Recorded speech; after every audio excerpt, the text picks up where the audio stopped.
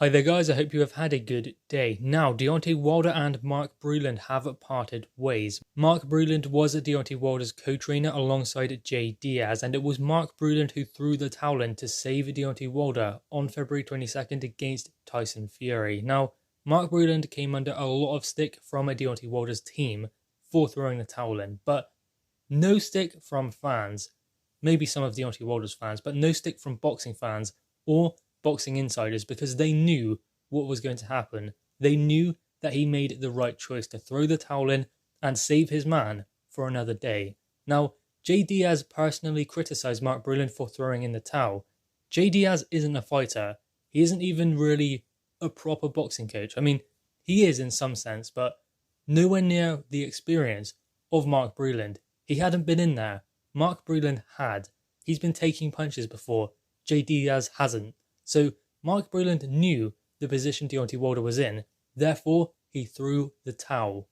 And let me tell you this, it's always the guy that doesn't necessarily punch the hardest that can cause the most damage in the boxing ring, because imagine if Anthony Joshua was in there, he would have probably taken Deontay Wilder out with one big punch, but Tyson Fury maybe doesn't punch as hard as Anthony Joshua, but he has that kind of sustained punishment that he was dishing out on Deontay Wilder. He was landing punches at will.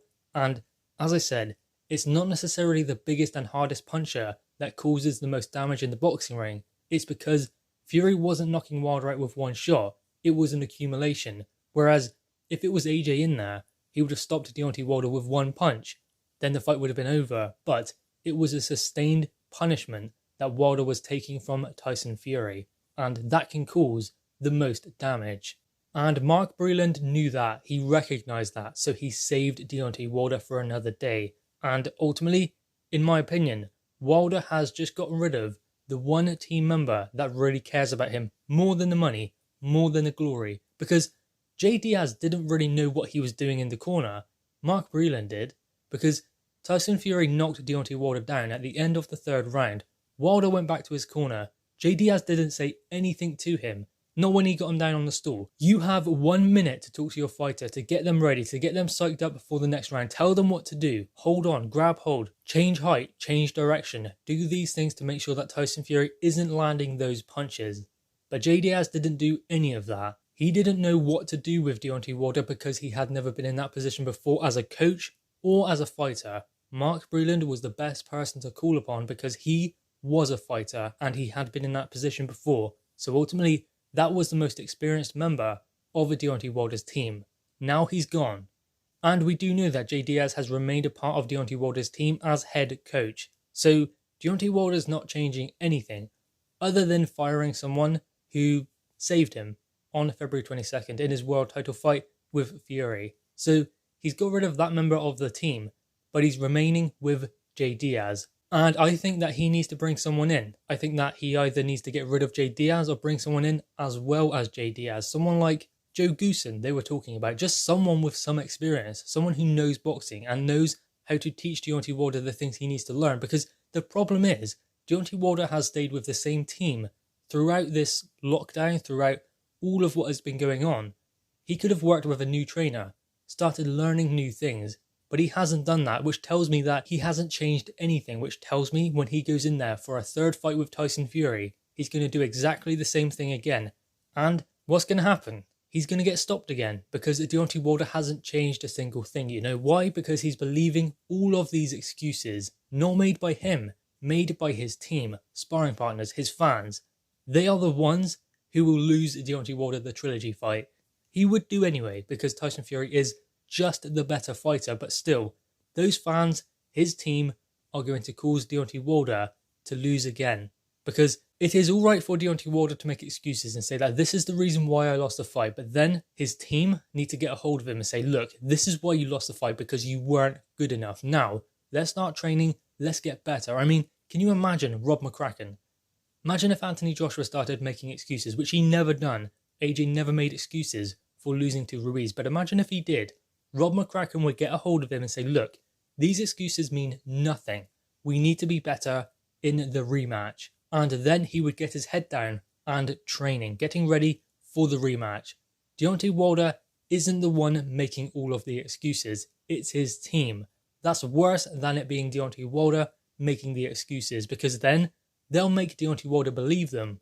So given that, Deontay Wilder seems like he's going to approach the third fight the same way he approached the second one, just without Mark Breland, just without probably the only team member who actually cared about Deontay Wilder, more so than Jay Diaz or anyone else on a team Wilder, because he threw the towel to save his man for another day. Jay Diaz wouldn't do that. Shelly Finkel was giving Mark Breland stick straight away. They all did. They jumped on Mark Breland. They wouldn't even let him in the changing rooms after. But he was the one person who cared for Deontay Wilder. I mean, do the others? And that is the problem when you have a team of yes man. Tyson Fury doesn't have a team of yes man. He has Sugar Hill, who tells him how it is. Andy Lee was in there as well, tells him how it is. Tyson Fury has a team who have his best interests in mind, a professional team. Anthony Joshua the same. Deontay Wilder, I can't say the same as Tyson Fury and Anthony Joshua. I don't believe he has that kind of structure behind him. Now, Tyson Fury did explain that if Mark Breland does get sacked by Deontay Wilder, then he has a place on Team Gypsy King. So ultimately, Tyson Fury has explained that he would bring Mark Breland onto his team if Deontay Wilder were to do what he's just done, which is get rid of Mark Breland for being the only person that would throw that towel in, because it had to be done. And I don't know how sincere Tyson Fury was about that, but I would say that if he said he was going to do that, then I don't see why he wouldn't. But Mark Breland, I don't believe, will work with Tyson Fury. I don't believe that he will do that, but still, I guess he has that option there if he wants it, because Tyson Fury has explained that Mark Breland will have a place on his team, provided this happened, and it has. So I think we did all kind of see this coming. It was going to happen at some point. Deontay Wilder has to blame somebody, and ultimately he's not going to blame himself. His team have told him and brainwashed him into thinking there was these conspiracy theories. This was the reason, that was the reason. Oh no, you were good enough. It was just because someone told Mark Breland to throw the towel in. Tyson Fury had loaded gloves. Tyson Fury was doing this wrong, that wrong. But ultimately, there are no excuses that are going to get him away from the fact that the better man beat him on the night. Until he understands that, he won't be able to beat Tyson Fury, or even come close.